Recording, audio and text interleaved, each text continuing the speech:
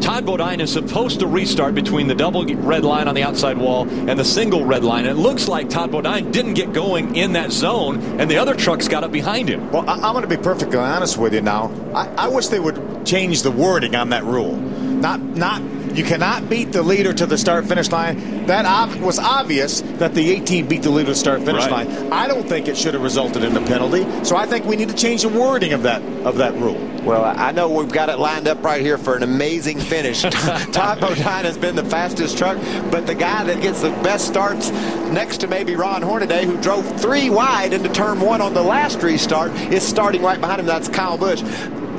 Hornaday fell all the way back to the 5th spot. He's got some serious ground to make up if he wants to lead them going into turn 1 again this time. He drove to the bottom, and he wasn't able to keep the momentum those guys on the high side did. As we've passed the 4:30 mark here on the Eastern time zone, I know a lot of you are tuning in to see F1 qualifying for Montreal. That's coming up after this race is concluded. We've just got 8 laps of racing to go. We love to watch F1 qualifying, practice, and racing, but I tell you, if you're an F1 fan tuning in for F1 qualifying, watch this for another 8 laps or so. This is as good as it gets. You've got guys that have been up the front all day. Johnny Sauter in the 6th spot has got a new sponsor on the side of his truck, Easy Girl. He pitted on lap 10 because he couldn't drive his darn truck. He's driven it now all the way up to have a shot to win this race. And you can't ever count out the 18 of Kyle Busch. Johnny Sauter, again, just behind Kyle Busch on the outside of row 3. Hey, anything can happen. Believe me. Anything can happen. Double foul restarts inside of 10 laps to go. This is framed up to be as good as it gets in truck racing. MIS has resulted in the closest finish ever. Electronic scoring. Electronic scoring. I believe. 5 1,000ths of a second, Eric Darnell and Johnny Benson. Let's see how we do on the restart. Green flag back in the air. Todd Bodine in front of the 51 of Eric Almirola. Here comes the 18 of Kyle Busch. Outside looking to take the lead. Little contact. He got into the right rear quarter of Todd, but Todd straightened it out. That's because Todd said, "You're not going around the outside of me. I'm crowding you out." 3 and 4 wide. Here comes Hornaday in the 33 right behind that 18 of Kyle Busch. Almirola almost cleared Todd Bodine down in the center of 1 and 2, but he couldn't do it. To the bottom comes Kyle Busch. Kyle Busch with the momentum, shoots to the bottom, tries to take the lead away. They're 3 wide into turn number 3. Todd Bodine's going to have that momentum from the outside. They're still 3 wide. 3 wide behind them. For the lead as they come out of turn number 4. Who will take the lead at the stripe? 3 wide, side by side. The 3 trucks separated by 1/10 of a second. How about those numbers? Is this Daytona or Talladega? I told you, Formula One fans, we do it a little different here in NASCAR. These guys are all over each other. Eric Almirola in the 51 trying to take the point. The 30 of Todd Bodine on the outside, holding on. Look at it, Elliott Sadler, that 2 truck on the inside. With fresh tires. Just put fresh tires on a couple laps ago. Restarted back in the 13th spot, now scratching for a top 5 position. Todd Bodine working the momentum on the outside, trying to get back by that 51 of Eric Almirola. Those 2 stay side by side. Almirola goes down low. He will be scored your leader at the stripe. Todd Bodine in second. Almirola clears Todd Bodine and drives up to the top of the racetrack. Without 4 help. wide back behind him. Look at Austin Dillon making his way back right behind Hornaday. Austin Dillon throwing that truck back into the mix. He was scored 9th as he went by the stripe. Where did Almirola come from? He passed those guys on his own on the bottom. We haven't seen that all day.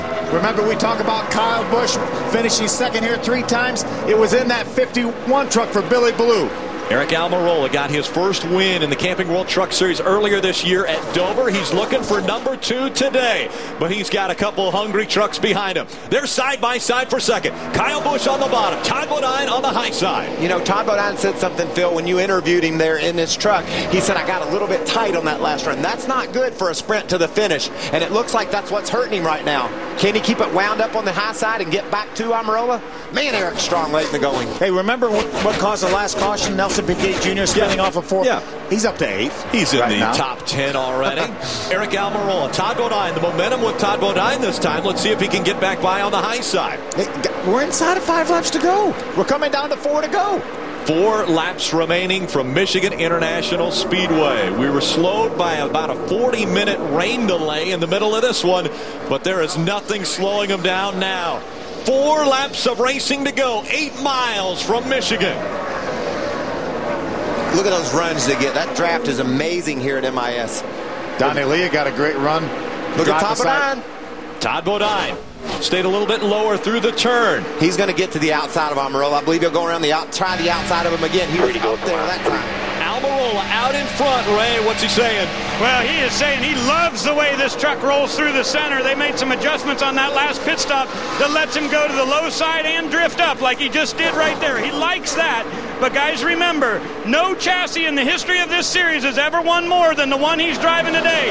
His chassis number 11 took Kyle Busch to all but 2 of his victories while driving for Billy Ballou. Todd Bodine wants to get around the outside. But I'm telling you, I think Eric Almirola is running wide open, so it's hard to gain any momentum on him. But look at that. Oh, he's gaining a little bit, but just not quite enough.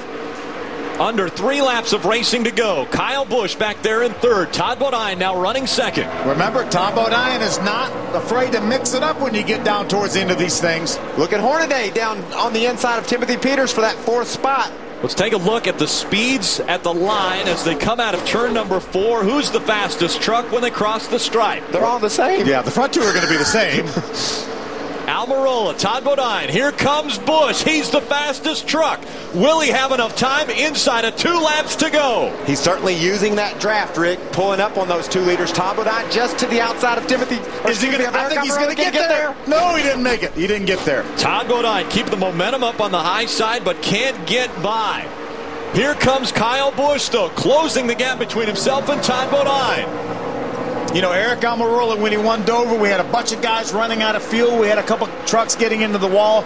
Eric Almirola, if he gets this win, this is going to be big. He is driving his way to this victory if he can do it. 1 lap remaining. 1 to go for Eric Almirola. He has a 4-truck lead over Todd Bodine as they go into turn number 1. Look at the big draft Todd Bodine gets on Almirola going into turn 1.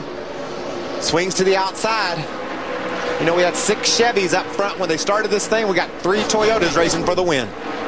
Eric Almirola trying not to give anyone an advantage of the aerodynamic hole in the air, and it's Eric Almirola leading coming into turn 3. But here comes Todd Bodine making the charge on the high side. Down to the bottom goes Kyle Busch in the 18.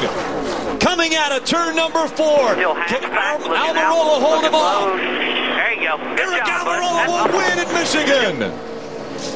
Great job, buddy. Great job. Woo! Great recovery by Austin Dillon up to the 5th place. It's the goal to him. Eric Almirola grabs his 2nd career win in just his 58th start. Earlier this year, as we mentioned, at Dover, he got his 1st win. And now number 2 comes at Michigan International Speedway. That's one happy young man right there. You're right, Phil. Circumstances led a lot to that win at Dover. We talked about the fact that he came from 2 laps down, but guys were running out of gas. Guys were running into the wall. Here, he just drove up there and took this thing away from those guys. We saw how good the 30 truck was today, as well as the 18. Both of them were out front for numerous laps. But in the end, it was the 51 who was strongest. Eric Almirola, after the final restart, took the point and never relinquished it. Although he Todd Bodine almost got there off turn 2 on that last lap. So what a great run by Todd and Kyle Busch. Another near win here at Michigan. Not a 2nd place finish, but a 3rd place finish. Todd Bodine. It's hard for Ron Hornaday. We talked about Ron Hornaday's struggles at the beginning of the year and the fact that he has now worked his way back up into the top 5 in points. But it's hard to gain ground on the leader when he finishes ahead of you. It's almost impossible. Virtually impossible. Eric Almirola led only 1 time today, and it was the final 7 laps of the race. Doing some stylish burnouts. That's got to feel good for that team. Not only Eric, but that whole team. Let's look again how Eric got the lead. 3 wide across the stripe. What a race this was, too. Todd Bodine was on the outside where he wanted to be, where he got the momentum. But I tell you, Eric Almirola's truck was so good through the corners. He was able to run that thing flat-footed there. They shed Kyle Busch there, and they got him out of the picture. And then Eric stayed right there with Todd, and they ran side by side till Eric was finally able to get the advantage. And I think the fact that